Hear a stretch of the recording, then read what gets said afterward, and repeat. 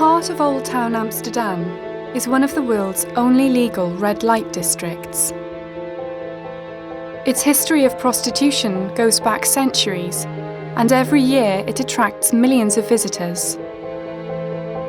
I'm here to explore an occupation that many countries refuse to acknowledge, to reveal the ups and downs of life for women working as legal prostitutes, and to draw aside the curtain on the secretive world of paid-for sex at a time when the future of Amsterdam's Red Light District hangs in the balance.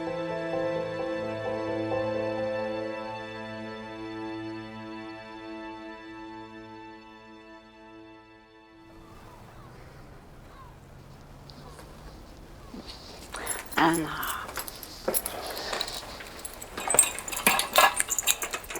oh, Claire, you're going to learn so much today. That's like a mask. Yeah. It is, isn't it? It comes with this thing.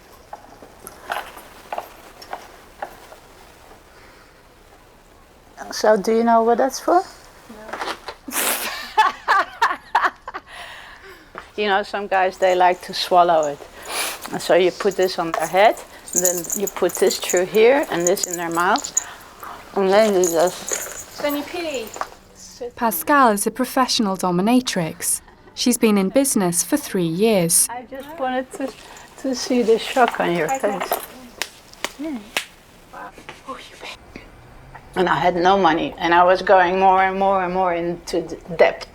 And then I was searching the internet just to see what was there, you know. And then I found this advertisement, this guy, and he offered 300 euros for somebody that would fight for him. So I thought it was a joke. So for a joke, I wrote him an email saying, for 300 euros, I would love to fart in your face.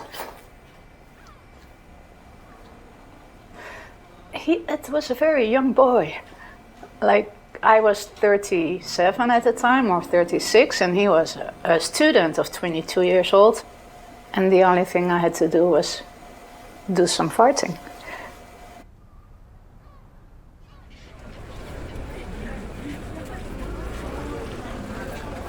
Okay, it's good. So what? So, darling. Wait to see where it changes. It's the start of a working day in the Red Light District for Lena and Josje. Oh my goodness, woman, yesterday... Before they can begin, they need to check in at the office around the corner. This problem is now you have to make it beautiful with all the lights. Prior to legalisation in the year 2000, this kind of business would have been known as a brothel.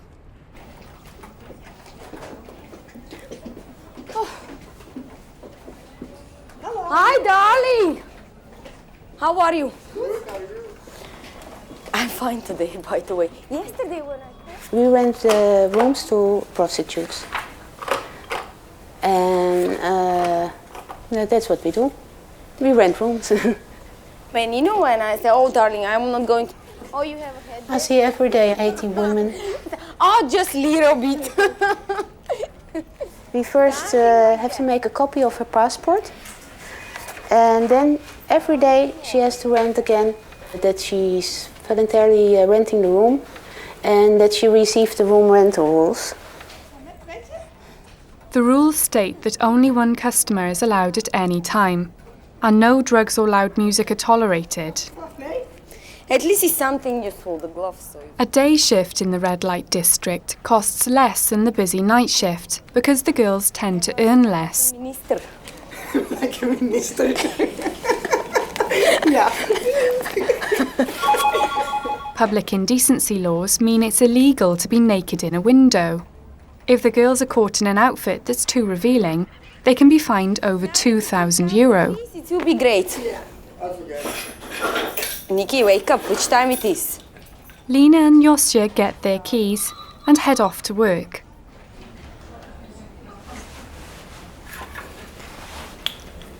Is that a weapon? Or is it... No, otherwise they get lost. I don't know what we do now. Around the corner at House 59, the girls are about to set up shop for the day. Darling, see you later. In a minute, actually. Oh, shit. Maybe because I don't know. Prima to? Oof. Do you have regular clients? Yeah, a lot. Most of them. How do they know to contact you? By walking here. Yeah, so. Do you have a website? No website, nothing. They walk here and they can ask me questions, and of course if it's a regular client, I give them my phone number so they can make an appointment. Do they ever get a bit too close to you? No, I keep my distance. When I go from here, of course when I see somebody in the street and he walks alone, and you see on the eyes that you can say hello, because you never know. Sometimes I meet a client in the supermarket, and then I can say, "Hi, how are you doing?" And then suddenly his wife is behind him. And listen, and of course I can be a friend or something of somebody from work. But of course the woman immediately see that something wrong, because then the face of the man is totally changing. Yeah. Do you ever have that? Have you ever seen a... All my clients, I always ask them, do you mind if I see you somewhere outside? Because, no, sometimes I see them and the thing is that I don't know if I have to say hi or not. And in case when they come all the time by you, it's a little bit shit if you're outside and you pretend you don't know them. That's why I always ask them, do you mind if, for example, I see you somewhere to say hi or not, then we make it clear between us. Yes, some of them, if I see them outside on the street, we sit and speak, you know, or in a hill street when I go, some of them hanging there, and sometimes I sit by them for coffee. But some of them I know that if I see them on the street, they prefer to don't tell them anything like hi, just nothing, because I have people, for example, who know them, you know, around and all this blah, blah, blah. I work already here for a long time, but because we are a little bit cuckoo, you have to be a little bit cuckoo to do this job. Actually, you need it, otherwise you're not going to survive. If they're interested, I have a newspaper between my door, so they can open it and ask me something. As soon as Josia's ready, her first client comes and she asks us to leave. You all have to go to another room. Come on, because you mean to my room? Something like that. And I'm sitting, and sometimes at the end of the day I have so much pain in my ass. I said, Jesus Christ, from what I have that pain? And later I discovered that it's from fucking chair, because I'm all day sitting. I know, so you sit on one cheek, don't you? And then the other leg is down. I have to deal with that every day. Wow, that is a pain. How do you deal with, like, it must get a bit boring when it's quiet. I'm just reading books. What I do that all the time. Because I cannot imagine if I sit on the window and I do nothing. I just cannot. And this one, Secrets of the Lost Mode of Prayer. Yeah, this is very interesting book, by the way. But I like this psychology and philosophy stuff. I just love it. And even in school, when I was one of the best of all these things. And I didn't need even to read what we have in school, because already I knew the things, but this is about if you're a little bit more able to think more deeply, you know? Yeah. And this depends what kind of experience you have in your life. I can say that I know myself quite well for my age. So I'm very happy with that, actually. Till before 2 or 3 years I have so fucking hard life. I sleeping 1 year on the street in Bulgaria. Without nothing. Without cents in my pocket. For 1 year. This was fucking hell. I think if I didn't have strong psychic, me darling, till now I will finish, probably I will be on drugs. Or probably I will be kill myself. Because if somebody take my life in Bulgaria, just 1 day of my life, believe me, they will not survive from the morning till the evening. Shit's happens, huh? Something like that. Yeah. I'm happy with the small things and stupid ones, but many people, they cannot do that. And also, at some point I tell you, sometimes I think, my goodness, I'm such a lucky. It's making me think in this way. Lena's ready to start work, so I head back around the corner to the office to find out why they keep security so tight. Yes, there are pins. But you can see them sometimes. Sometimes, yeah. Police-run cameras help Jacqueline to keep a watchful eye over the streets around the office, including House 59. Then it's already filmed from 3 different angles. We can see the people who come in, and we can also see who's behind them. It helps us when there's something wrong. We can see the alarm, because when we see the men coming in and out, the same men coming in and out all the time, then we say, sorry, but I think there's something wrong. At least we're gonna check the girl. Pimping is a big problem.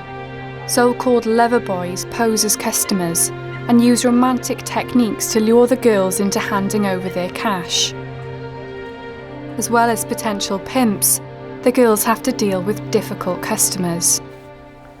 Sometimes I was a bit shocked, especially when this guy was talking about that he went to Asia and that he had sex with this child, and he was in my room sniffing cocaine, and I was just, my ears were going, whoa, and you don't know if you have to hate him for it, or if he's just pathetic, or if he's just high on coke and he doesn't know what he's doing, or saying.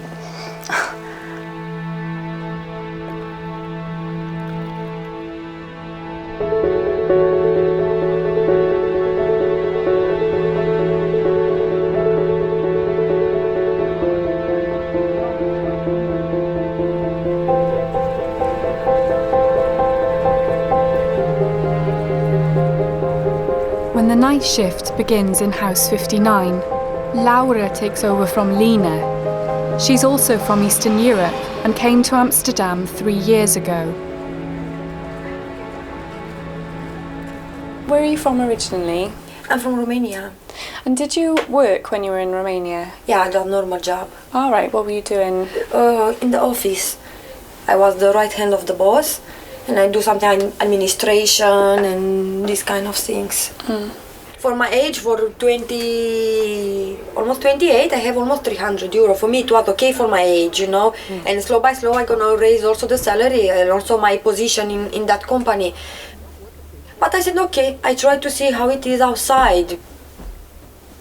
Over the years, No, I'm friendly, but not more than I must to be, I'm friendly, like to joke, to make the client to stay okay, to feel good, but not more than that, because you give a finger and they take all the hand, If you are nice and you try, okay, you laughing a little, this is a part of finger, and they take all the hand, they start to say, give me your phone number, and they start to call you and call you and call you and send you SMS, and they make you crazy, and I don't want to be part of that,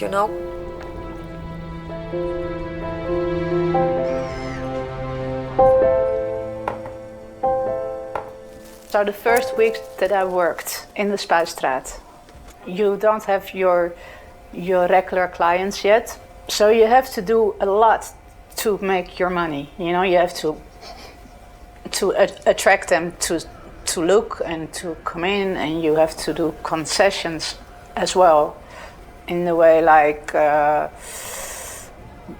you want them to choose you. So what's extra in it, because they always try to get more for less money, or So when somebody comes at my doorstep and asks me, could you kick my balls, and I do everything to get my clients in, of course I can kick your balls, honey. I mean, no problem. For instance, I'm on somebody's birthday party, and I don't know everybody there, and somebody asks me, what do you do? And then I say, I'm a prostitute, I work behind the window in Amsterdam. Oh, everybody's going to be in shock in that room, because everybody knows that this is necessary, because there's so many men who visit the girls, but of course nobody wants it to be their own daughter. It's like that, I think. Yeah.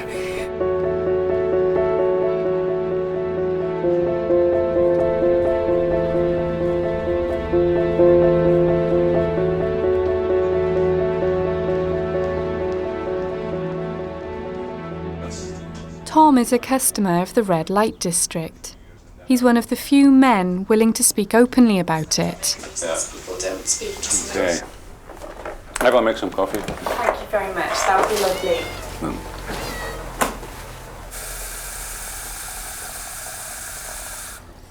I met a girl and we married and we got 3 children. And then we divorced and it was a good situation. I tried sometime, the first 2 years I tried with dating sites, but it was not, didn't give me satisfaction. And then I come to a moment, it fascinates me very much, the red light districts. If I want to experience that, I have to do it now, because otherwise I will be 80 and I will be too old for it. For the last 8 years, Tom has travelled 120 miles twice a week to visit the Red Light District. He spends around €50 on the train fare, and a 15-minute session with a woman costs up to 70. Some girls ask me, can you bring photographs of your children? And I have done that. And they even, one girl, no more than one, has asked, can you bring a photo of your ex-wife? I'm curious to know how she looked like. That's okay, I showed her a photo. Tom prefers Amsterdam's Red Light District because of the special relationship he has with the women and the sense of community it offers. Perhaps I can tell how I came to the idea to visit the girls. I was born in Amsterdam and I was born and I grew up in the Spuistraat near the Red Light District. And my mother told me that when I was 3 years old, that she walked with me also to the Red Light District, and the women from the windows came out of their rooms and, oh, what a nice boy, and they they find me nice. And it was so normal for me that there were Red Light Districts and with the girls and there, and it was nothing special for me.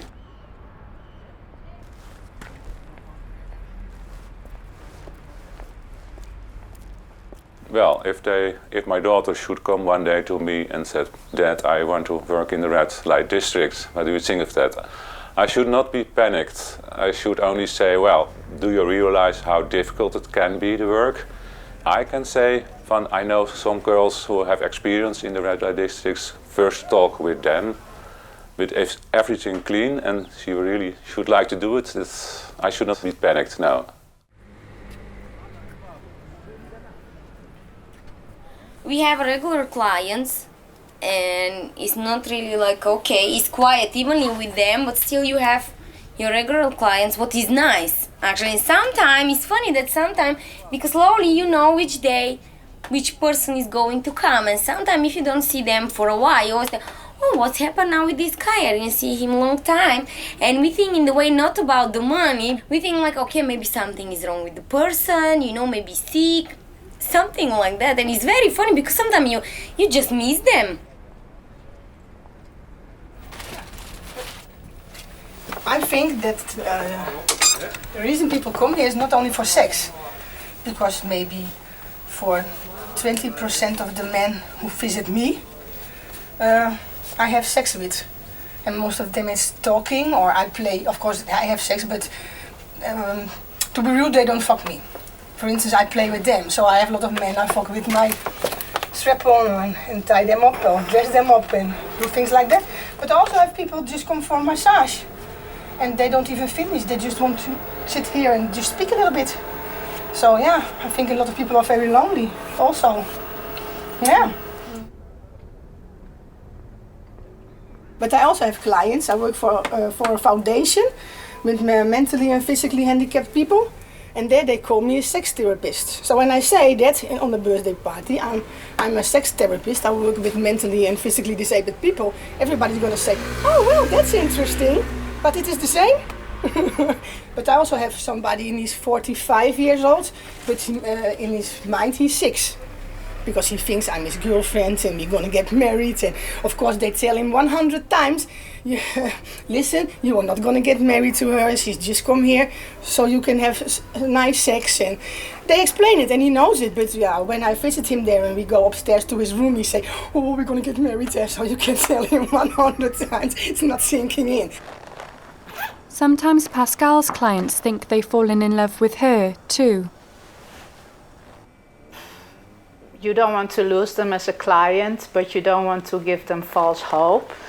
And then I always say, okay, let's have a talk, and I always, take the time to talk to them and say, listen, we take a break now, or you don't come so often no more, because this is not okay. You're like a junkie, a Pascal junkie, I have one client it's in a wheelchair. He can only move his head, and he just wants somebody to take a bath with. But his brain is perfectly fine. He also has a job with the government, and he works with the computer. He can do that with his mouth. So he just wants somebody else to take him out of the bed, put him in the bath, and just look at me naked. Of course, he cannot have sex, but that's not the point. He just wants somebody else for once in a month to do that.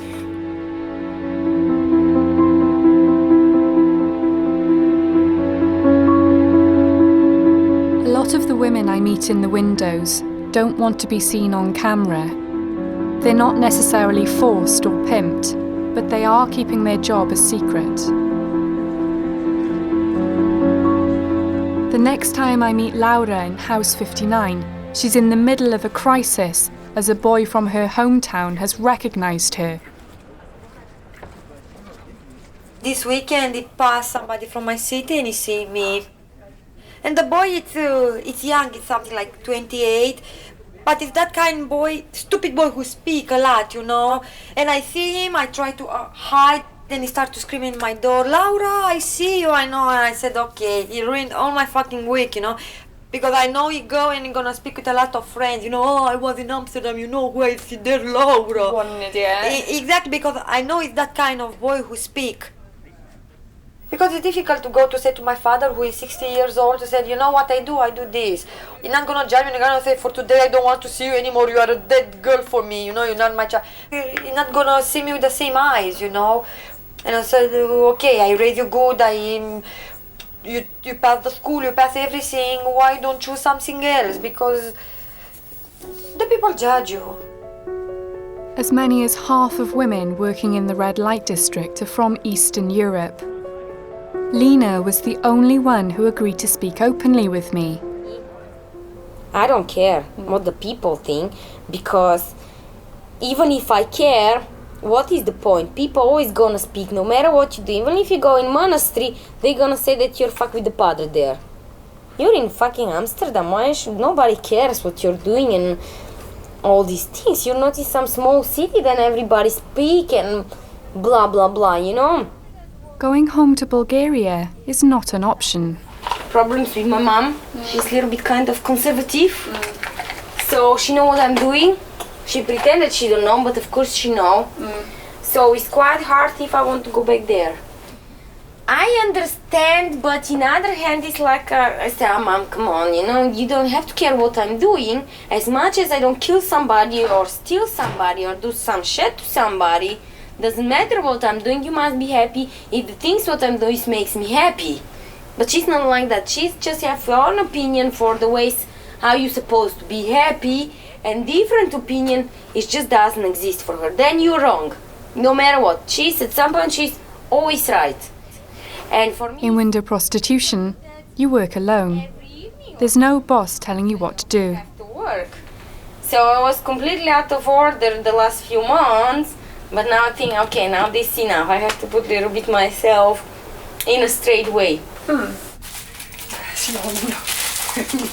Me, since when I came here, the first half year I didn't know anybody. And me, darling, now I know so many people and I have so much friends that sometimes for me it's quite hard to rest because of my social life. There was in my room. I love a lot of my clients, have so nice clients, really. Yeah, this is good. And it's a man and he wants to dress up like a woman.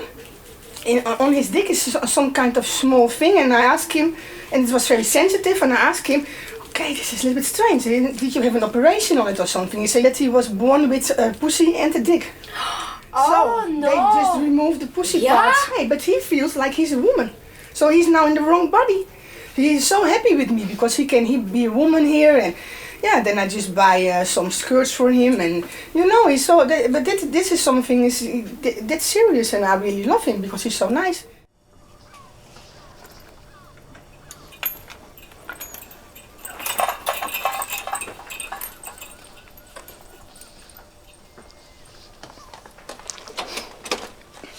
This is, oh, I had this slave.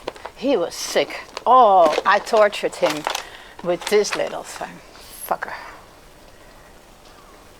His penis, when I took it off, oh, it was like a horror movie. He had it on for 3 days, and certain bits were purple and like a crust and like hard, and he carried this thing around for 3 days. Did he need to go to the doctor? No. Do you want to see it? Oh. Well, this you put around your penis, if you have one. Then you have sizes for your balls, so you put this around your ball. And then there's a part which you can adjust, like small or bigger. He also had to sleep next to his girlfriend those 3 nights, you know, and his girlfriend, she didn't know. So he had this thing on, sleeping next to his girlfriend, and she was not supposed to know.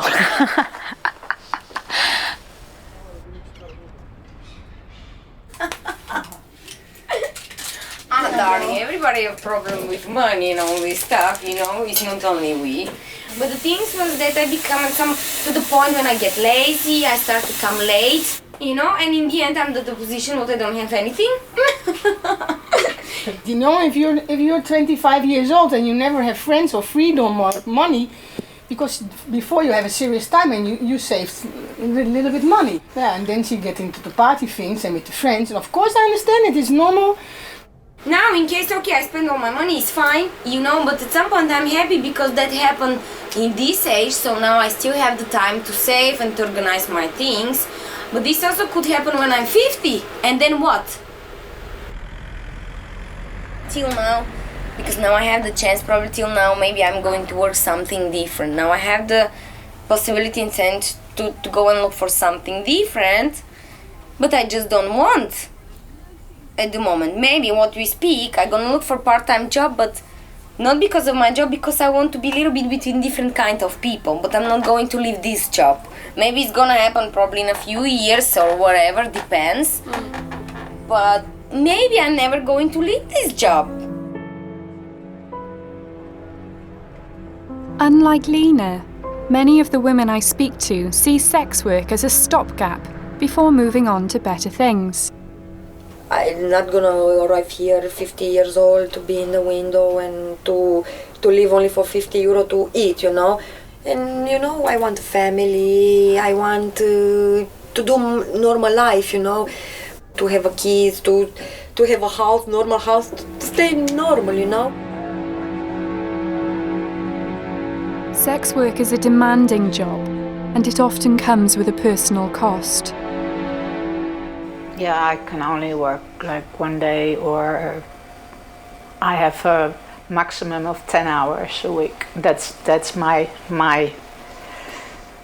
maximum.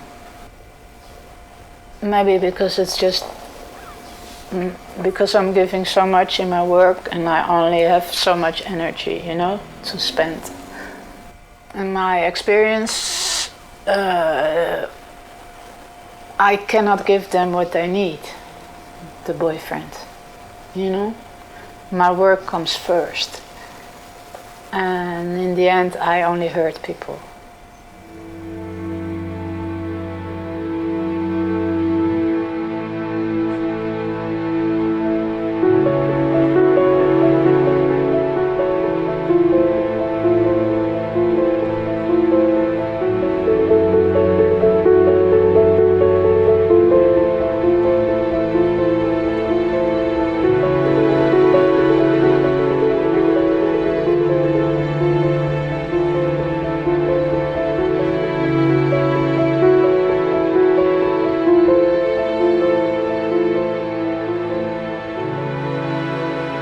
Sex work can also be physically demanding, as the women are working with their bodies.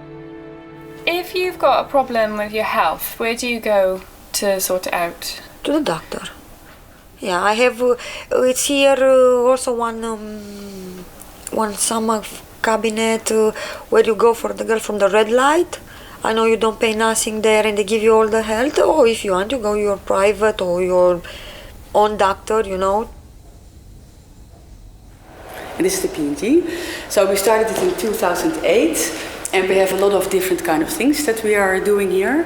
We have different kind of projects like courses in Dutch, also computer courses, but also a lot of women have a lot of questions about getting help here.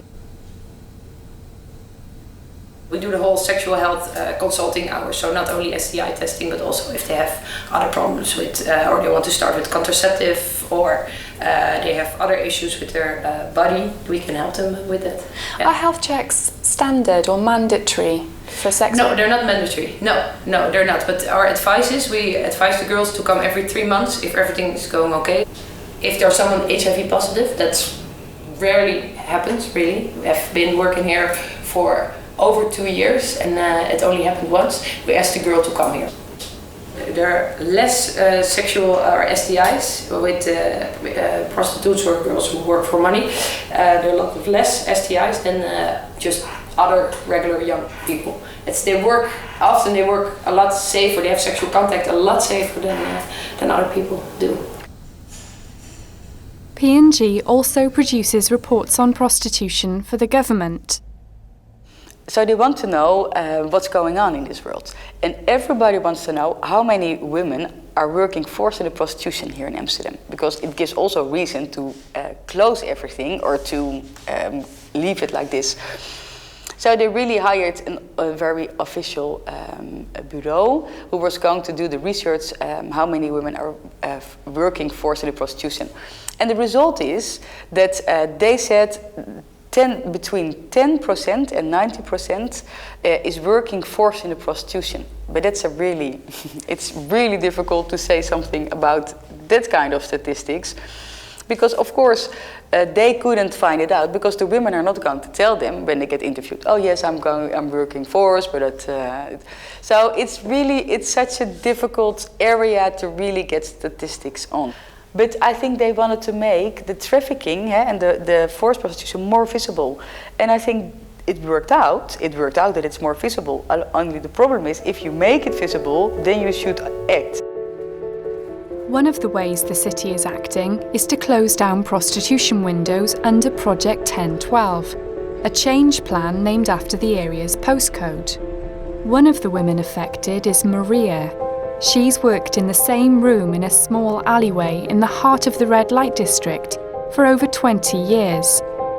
Her whole street is earmarked for closure within the next 6 months, and in a panic, she's decided to find a new window ahead of the move, in House 59.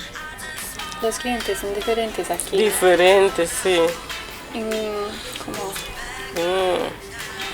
Uno le dice 50, menos. Y por eso no estoy consiguiendo. It's not going well, mainly because Maria's new room receives very little passing trade.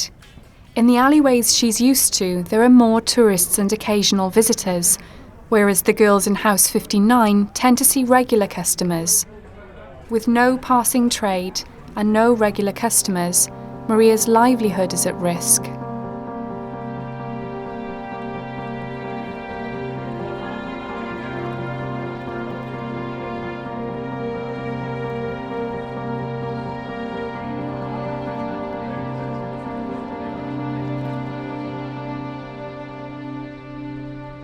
Prostitution has been legal in the Netherlands for over a decade, but now the city authorities want to close hundreds of windows. It's our city heart. It's a very old city heart. It's with a structure that is very, it's unusual. It's so special of Amsterdam, so we want to have it back as our city center with legal prostitution in the areas. The city's change plans are bad for business for Maria. so I go along to the yearly public meeting to find out more. Ik hou van deze buurt, u houdt van deze buurt, heel Amsterdam houdt van deze buurt, heel Nederland houdt van deze buurt. We hebben er allemaal een mening over, dus het gaat echt ergens over. Er komen zo... Ludwig Ascher is the charismatic frontman of Project 1012, known for his view that the Red Light District should be controlled and even shut down. He believes up to 90% of women there are forced. Hello. Hello. Please excuse me, my Dutch is not as good as your English, I'm sure. Let's try. I raise the point that in my experience, not all of them are. How can you tell? I speak to them. How many of them? Lots, How do you know they trust you? because they talk to me. Well, Asher doesn't trust what I'm saying, preferring his own statistics.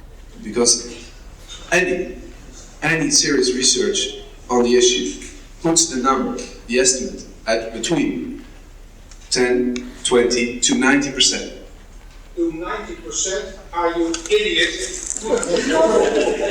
Perhaps I am, I'm just quoting research. As a former professor of information law, Asher should know his figures are weak.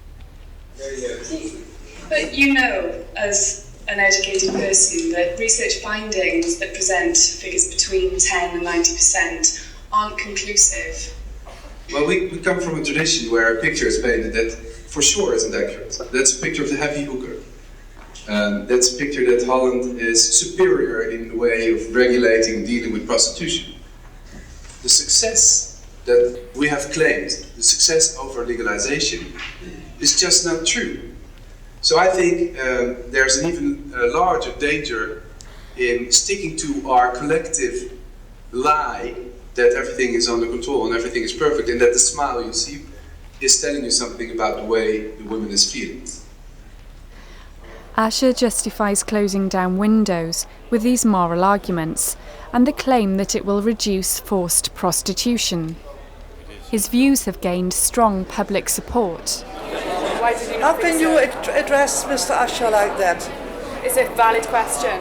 Why Yes, I can imagine the valid question. Why have you You can ask any question, any stupid question, because you're a journalist, that's it. You think it's Just a stupid sketch it. question? Yeah, very. Why do you think it's a stupid No, I'm question? sorry. I mean, you should have done your research. Do you think it's a stupid question? You were the one who talked English. I found it very good what you said. Thank you. I was very happy with the way you talked to this very stupid man who talks about 90%. He's crazy. Most people that are here are people that live in the area that don't like prostitution. I don't feel safe here. I feel safer on the street than here. The issue that's causing so much controversy is sex trafficking. How do you get all the information? You talk, because the people who are forced, you never see them, and they're not also always working here. They're working in the back, they're working somewhere else. Sex trafficking is still a big problem in the Netherlands, even 10 years on from legalization. It's a huge problem, but it is also huge because the Netherlands put a lot of effort into it. And trafficking in human beings is a sort of crime that you have to find. And if you're not looking, you will not find it and you will have no problem. Whatever way or form you give to the prostitution in your country, don't think that it'll go away when you abolish it, because it doesn't. It just goes underground. It's very difficult to know exactly how many women in the Red Light District are forced, because it's a hidden crime. A network of traffickers exists to lure the women into a life of exploitation. It's very difficult because you have different forms, but what you often hear is that it's quite a friendly relationship, or at least in the beginning. Could be anyone, could be a family member, could be even an official, some called official agency, like an au pair agency. From then you see that once they come to the country of destination, they're handed to someone else, or they're introduced to someone else who then takes over. It's a very nasty problem, but I'm baffled as to how closing down the windows will help. Surely the high-tech world of window regulation makes it easier to detect. Yes, I would say that the window prostitution, like in the Wallen, is easier because it is more easy to check. Easier than escort service or massage parlors or nail studios or all other forms of prostitution that are under another cover, so to speak. 208 more windows are set to close in Amsterdam. The legal age for prostitution is rising from 18 to 21, and The Hague is introducing new registration passes to help combat sex trafficking. When the alleyways close down, many women will face an uncertain future. Prostitution customer Tom fears the worst for the women. I have heard, and that's very sad, that girl told me, my friend, what she calls friend, says, I will hire a flat in the Bijlmer, then you can work there, and I will arrange for your customers. Why do you think it's bad? Well, now they can choose, at least they can choose a fine and safe place to work, and then they will, I'm afraid that they will work illegally, and they have to accept every customer that their pimp offers. And now they can refuse at a certain level. The girls who work there, they don't want to be on the canal. Everybody filming them, and especially Dutch girls, they never will go on the canal because they are very afraid that they will be on YouTube or whatever on the internet. And when they later on want to do a normal job, that's the boss will say, hey, I've seen a movie from you, aha.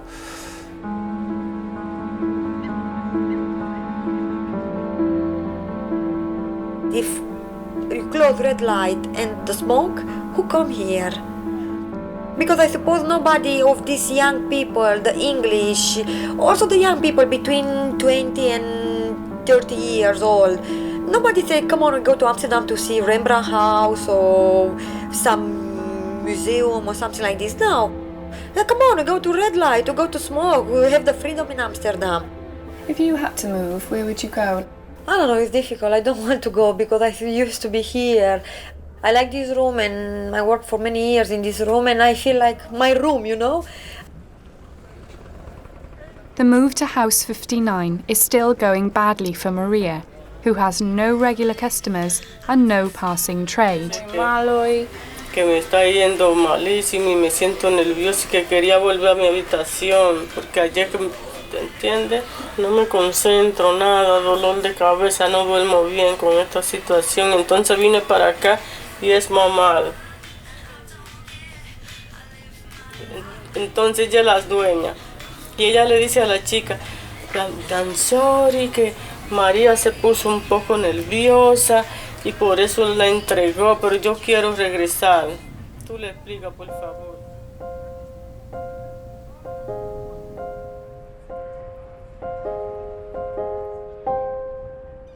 I talked to Jacqueline at the office on Maria's behalf, and I discover she's got good news. From Sunday you can have the other room, your old room back again. Yeah. Ay, Julia, tú hablaste con ella. No he entrado el primero. Mira, me cambié.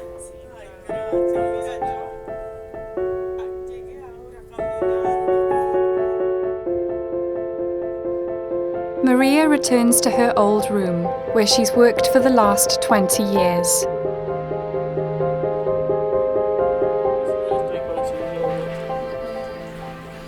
Ahora has estado aquí por 3 días, ¿no? Hola, Tom. Hello. Hello. I'm Maria. Yeah, I know Maria. Do you know her? Yeah. How weird to see you here. I don't lie. You're back here? Yeah, my house. Yeah, it's true, but only 1.5 year. Ja, maar ik kom back. Was not good in Monnikenstraat. Was not nice in Monnikenstraat. No. For now, Maria's livelihood is safe, but in 6 months' time, she'll have to move again. No one was coming, not busy enough. No. Around the corner from Maria's alleyway is the Prostitute Information Centre, run by ex-sex worker Mariska Major, who's been a powerful voice for sex worker rights for 20 years. But my most important goal is to inform the general public about sex work, because they're the ones that keep the stigma on sex work alive. I stepped into the sex industry years ago without thinking. I needed money to buy a dog. A German Shepherd, a very expensive one. I mean, that was my goal, and I reached my goal the same day that I started to work. Following her experience of sex work as a young woman, Mariska became a central figure in the politics of prostitution. She was also at the public meeting, and she's openly critical of the city's plans. They have thought this over very well. Like, what can we do to get an approval out of society for our project? So, well, let's focus on human trafficking, because that's something that nobody wants. And I think what they're actually doing is creating a much bigger stigma on sex work. Do you think the stigma will ever leave sex work? Well, I hope people will get back to the first thought they had around 2000. You know, that they're able to see the difference between sex work and trafficking. And that they will learn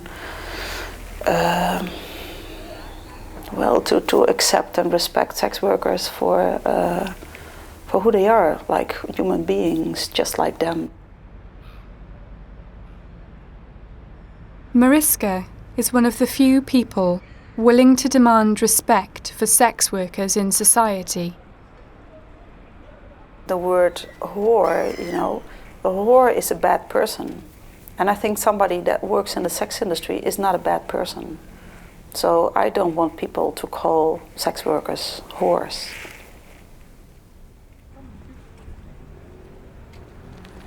You know, almost every human being, I guess, is brought up with the idea that sex is something you only do in a relationship. So even if your brains or your own emotions are telling you something different, that you're okay with this, and you have fun in a window and you make lots of money, and you're critical with choosing your customers, so you don't lose your self-respect, you know, you make all the choices yourself and you're a real happy hooker. You still have your DNA, so you still have, how I call it, that damn voice in the back of your mind that is telling you, you cannot fool me, you know, you're still a dishonorable woman. Since leaving sex work 20 years ago, Mariska has become a well-known public figure and successful businesswoman without denying her past.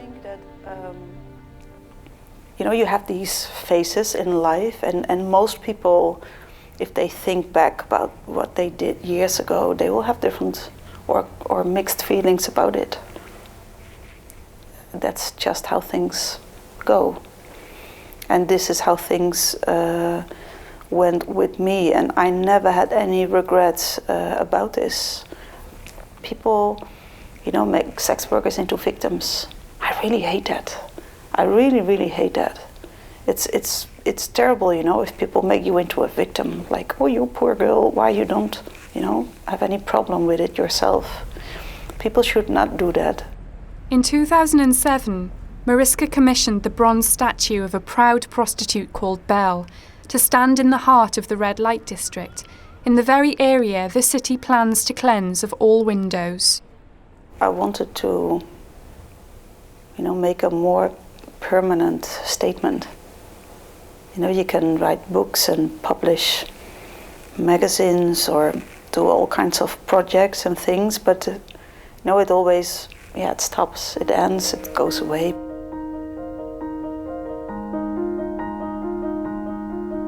Bell is the greatest thing I ever did. Telling the world, like, I'm a prostitute. So what?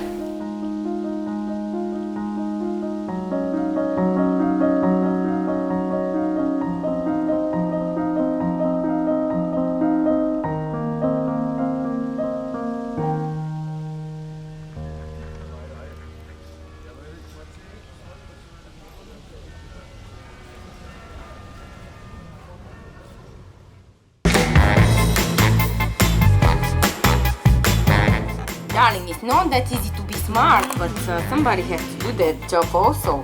Yeah. Oh. Speak my mind and I don't care. Express myself with a devil's stare. What? I tell you, 'cause I'm Ooh. no angel.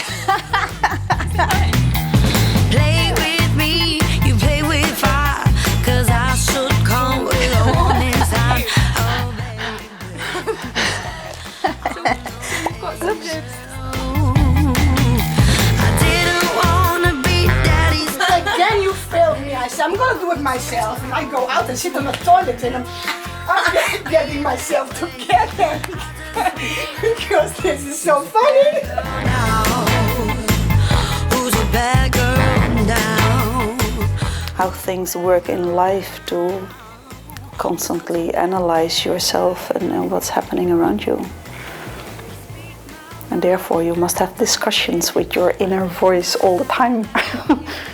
Now you sound like a spiritual guru. Whoa, no, I think it's enough. We go down. Be writing a self-help book.